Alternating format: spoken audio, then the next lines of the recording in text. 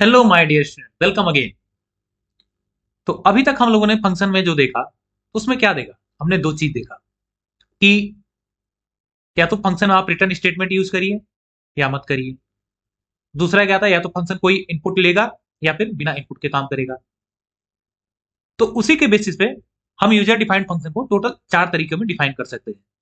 या तो हम ऐसा फंक्शन लें, फंक्शन ना जो कोई आर्गुमेंट ना ले और फिर कोई वैल्यू ना रिटर्न करे, या फिर हम एक ऐसा फंक्शन बनाए जो आर्गुमेंट ना ले लेकिन वैल्यू रिटर्न करे, या फिर हम ऐसा फंक्शन बनाए कि जो आर्गुमेंट ले कोई वैल्यू ना रिटर्न करे, या फिर हम ऐसा फंक्शन बनाए जो आर्गुमेंट भी ले और वैल्यू भी रिटर्न करे।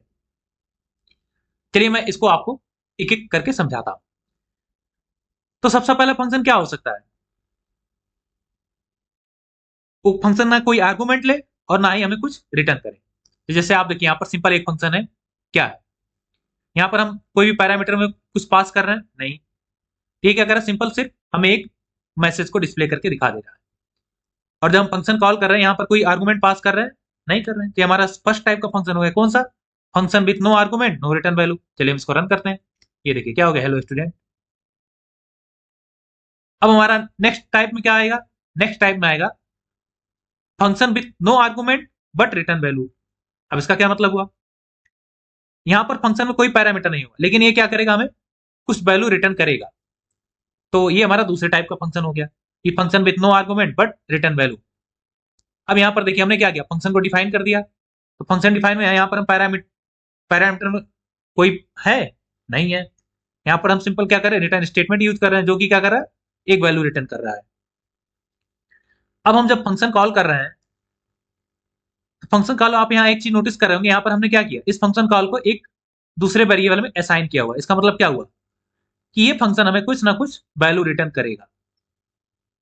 ओके, लेकिन इस फंक्शन कॉल में हमने कोई आर्गुमेंट पास नहीं किया हुआ, इसलिए क्या हुआ, function with no argument but with return value. ये हमें क्या रिटर्न करेगा, 100। ये देखिए रिटर्न वैल्यू 100। अब थर्ड क्या हो गया? अब हमने तो ये देख लिया कि फंक्शन में कोई आर्गुमेंट ना हो, लेकिन अब ये भी तो हो सकता है फंक्शन में आर्गुमेंट हो, या तो रिटर्न करेगा या फिर कुछ रिटर्न ना करे। हम सबसे पहले पहला टाइप का देखते हैं कि फंक्शन के पास आर्गुमेंट है लेकिन वो कुछ हमें कोई वैल्यू रिटर्न नहीं कर रहा है। तो इसमें क्या होगा? तो इस टाइप के फंक्शन में हम क्या करते हैं, डिफाइन करते समय पे यहाँ पर पैरामीटर तो होगा ही क्योंकि फंक्शन विथ आर्गुमेंट है, और यहाँ पर हम सिंपल जो भी हम मैसेज है उसको प्रिंट कर दे रहे हैं। यहाँ पर हम रिटर्न कुछ नहीं कर रहे हैं। और जब यहाँ फंक्शन कॉल कर रहे हैं, आप यहाँ एक चीज नोटिस कर रहे होंगे कि यहाँ पर हम डायरेक्टली फंक्शन को कॉल कर रहे हैं, किसी इसको थर्ड वेरिएबल के असाइन नहीं किए हैं। और हमारा फंक्शन विथ आर्गुमेंट है, तो यहाँ पर हम फंक्शन कॉल के टाइम में यहाँ पर वैल्यू पास कर रहे हैं। चलिए हम इसका भी आउटपुट देख लेते हैं। यहाँ आउटपुट आ गया, दो 10 और 20 का सम कितना होता है, 30। तो क्या हो गया, function with argument but no return value.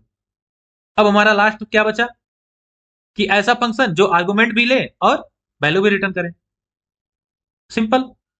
अब इसमें क्या होगा, हमें एक फंक्शन है ऐड नाम से, इसमें क्या किया, दो पैरामीटर डिसाइड कर दिए, ए और बी, और ये रिटर्न क्या कर रहा है, इनका सम रिटर्न कर रहा है, ए प्लस बी।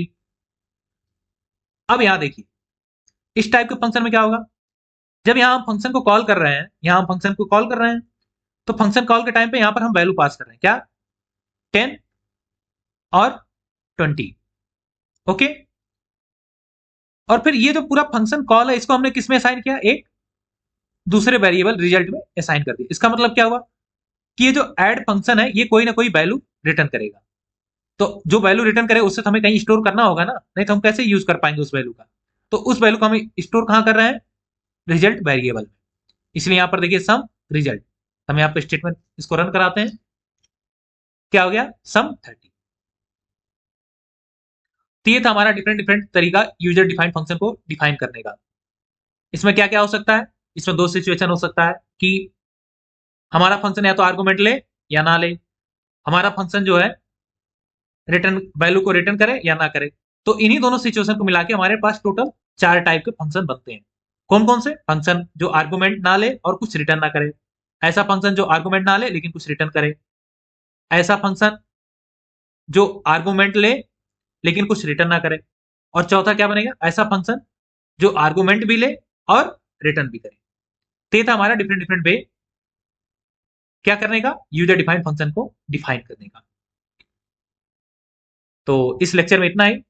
अब हम लोग नए लेक्चर में मिलेंगे, वहां हम लोग फंक्शन से रिलेटेड और कॉन्सेप्ट को देखेंगे।